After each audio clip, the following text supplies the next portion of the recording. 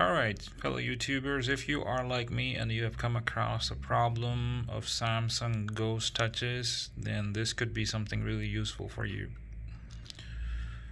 So, the symptoms that I came across was that my Spotify, YouTube would automatically move to next song or video, and they will keep on doing that endlessly. And it was very annoying. I could not even listen to a music or look at any video. Then the other biggest problem was on the incoming calls, they were getting answered automatically. Even if my phone is locked, a call comes in, it will get connected, and that was really disturbing and scary. Um, then the notification tab, when I used to slide it down, it would immediately go back on its own, and I could not. I mean, it was once again a problem. And the last thing was that camera, when turned on, was automatically rotating back and forth. And it felt like somebody is controlling my phone or is doing things on its own. Felt like a virus. But first I thought someone hijacked my phone, but then I dismissed it because those actions were not, they were like random actions. They were not purposely or anything. It was like swipes are happening, as it felt like some swipes are happening.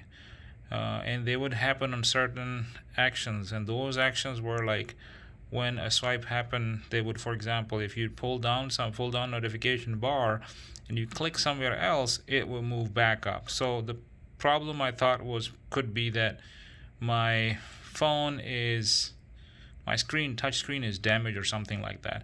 I checked on the internet, and there were so many things mentioned, but none of them was working in my case. I did what any sane person would do.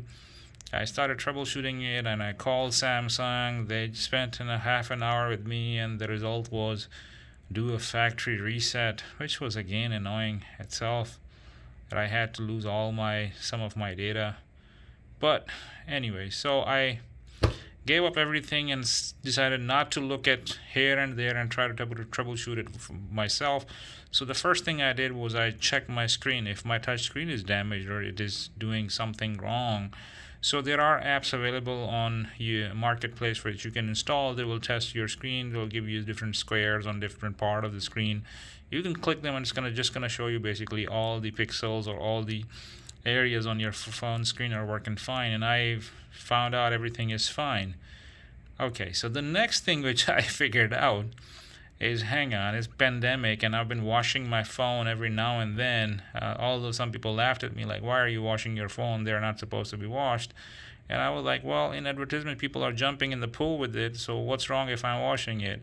It turns out they were correct to a certain extent. One should not wash it that frequently. And I think I figured out what happened.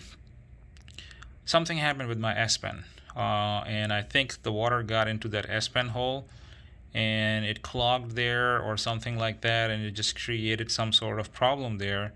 So the ghost touches, they were not ghost touches. I figured out that could be this air button on the S Pen. Maybe it got wet or malfunction, and it looks like it's being pressed. So when you press the button, you know what happens. I mean, and an action happens, and I think that's exactly what was happening. So the first step I did, I took the S Pen out and moved it far away from my phone just to see if the problem still persists. And you know what? It my phone started behaving. So I figured out, okay, it's the S Pen. Then I looked at it. I plugged it back in carefully after cleaning the hole, and I saw that it was at around 1% charging, so it was almost drained out. Then I disabled S Pen, and my phone is working fine so far. I haven't turned on the S Pen yet.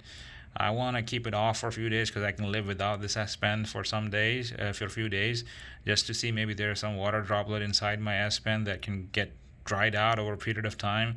Because when I look at its design, I see that it is possible that from the nib of it, the nib part, water can go in.